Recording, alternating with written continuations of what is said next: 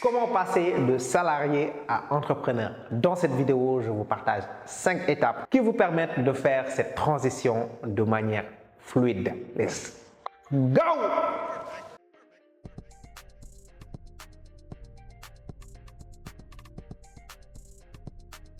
Hello, c'est Manu Arthur, bienvenue sur Business Expertise. Ici, bien sûr, on parle d'entrepreneuriat, d'investissement et de création de richesse. Si tu es intéressé par ces thématiques, n'hésite pas à t'abonner right now pour ne pas rater tous les contenus que nous partageons à ces sujets. Déjà, qui peut être entrepreneur? Naturellement, l'homme est entrepreneur parce que tout ce qui est salariat, machin, etc., ça a démarré récemment. Parce que, au début de l'histoire, qu'est-ce qui existait? C'était you eat what you kill. C'est-à-dire, c'est toi même qui sors pour aller, trouver de quoi manger toi-même. Soit tu vas chasser, ou bien tu vas pêcher, ou bien tu vas cultiver, etc. Tu étais, self-employed. Tu étais ton propre patron, tu étais à ton service.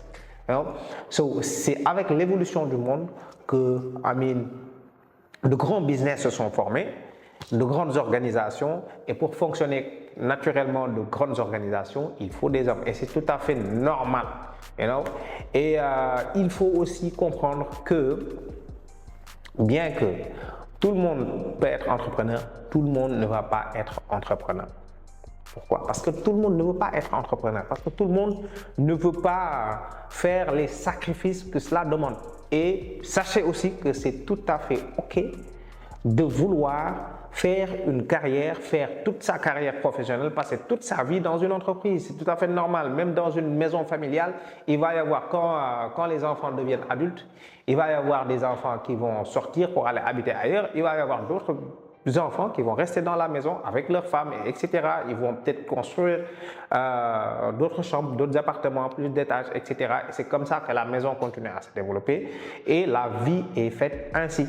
Donc certains sont faits pour développer des organisations qui sont déjà existantes et d'autres sont faits pour aller créer d'autres organisations. Étape numéro 1 pour passer de salarié à entrepreneur, c'est d'avoir un objectif qui est très clair par rapport au temps que tu vas passer en entreprise. J'ai interviewé récemment un gérant d'une entreprise de location et de déménagement qui est en pleine croissance. Et dans cette interview, qu'on va vous partager, il disait que lui, il s'était donné comme objectif de faire 10 ans en entreprise. Et il a exactement fait 10 ans en entreprise. Parce que le but de l'objectif, c'est quoi?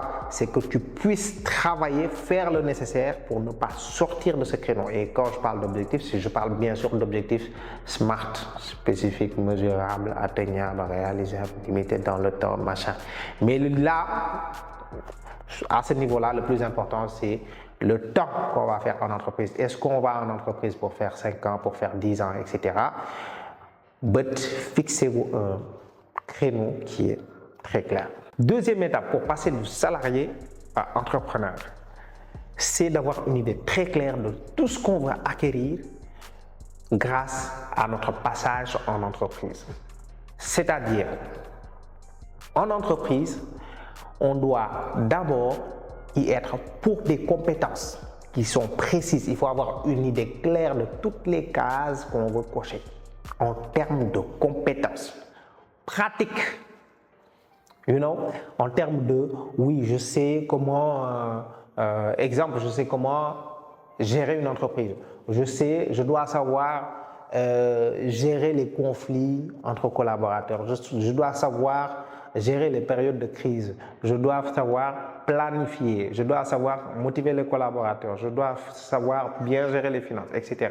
C'est pas mal de compétences dont on aura besoin une fois qu'on lance notre propre business. Mais pas seulement, parce qu'en entreprise, on est aussi rémunéré.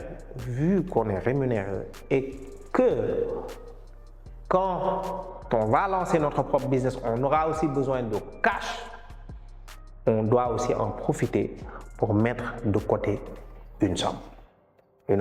C'est important aussi d'avoir des objectifs financiers. Donc, deuxième étape, c'est d'avoir des objectifs clairs par rapport à toutes les acquisitions qu'on veut faire durant notre passage en entreprise. Et principalement, c'est les compétences. Quelles sont les compétences qu'on va acquérir? Et deux, quel est le montant qu'on veut mettre de côté durant notre passage en entreprise? Troisième étape pour passer de salarié à entrepreneur, c'est de prendre 1 heure par jour pour soi-même.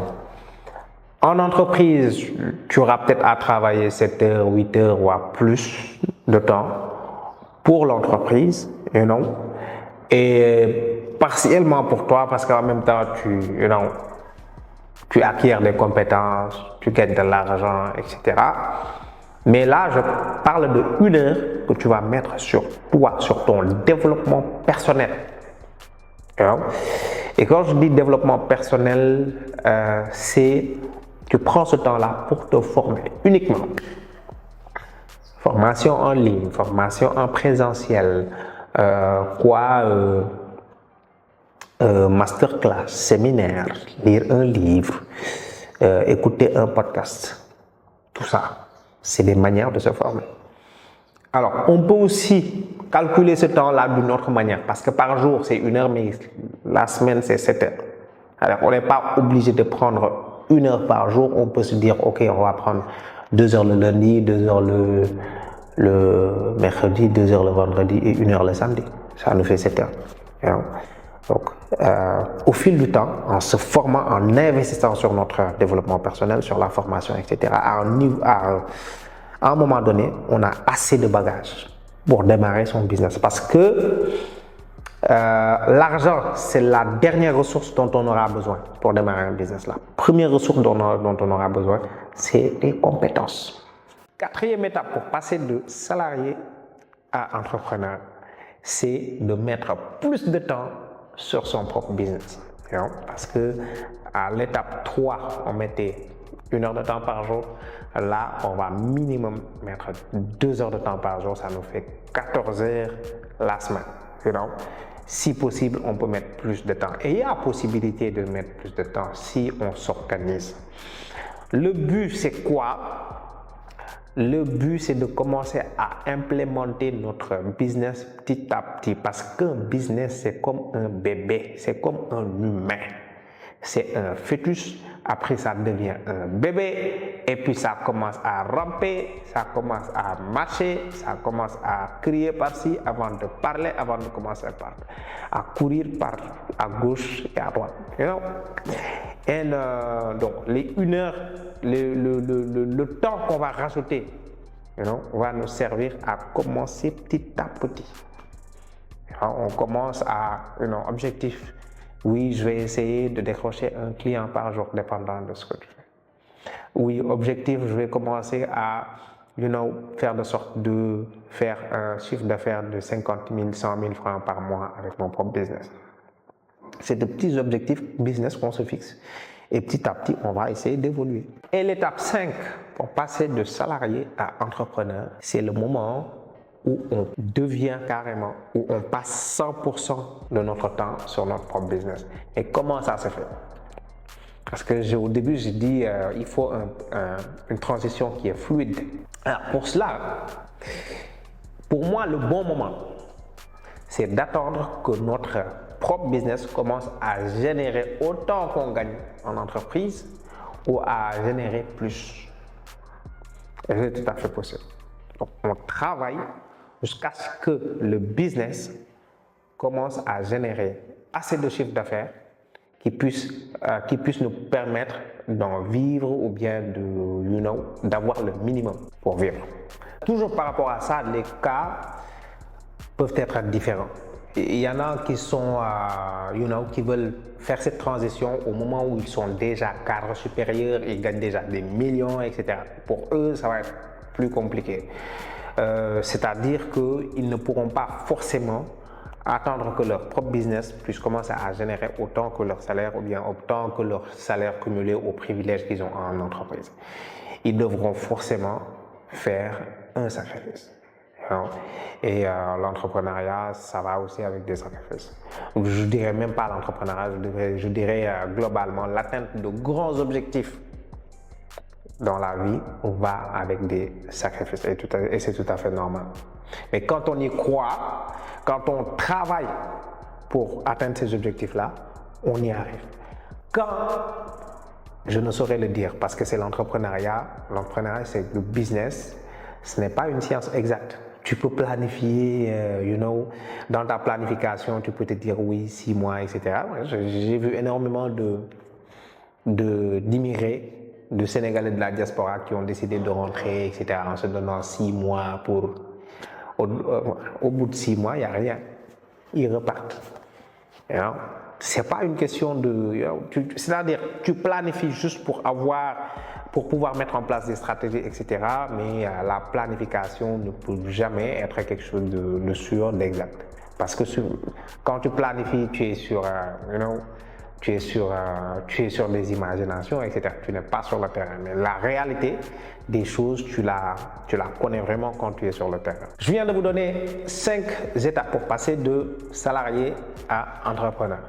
Et pour ceux qui veulent être accompagnés, nous avons un programme spécial de formation et de coaching, qui vous permet d'être accompagné durant cette transition, qui vous permet d'être accompagné pour mettre en place un business rentable avec des moyens du bord. Et vous pourrez retrouver toutes les informations par rapport à ce programme ou bien le lien pour contacter l'assistance qui pourra vous donner toutes les informations en description. Sur ce, on est à la fin de cette vidéo. Donc, si tu as aimé la vidéo, si ça t'a donné beaucoup de valeur, n'hésite pas à t'abonner pour ne pas rater les autres vidéos qui viennent. N'hésite pas à la suggérer à d'autres personnes, à partager la vidéo. N'hésite pas à laisser aussi un petit pouce, à liker la vidéo, pour donner beaucoup plus de force. En attendant, on va se dire à la prochaine.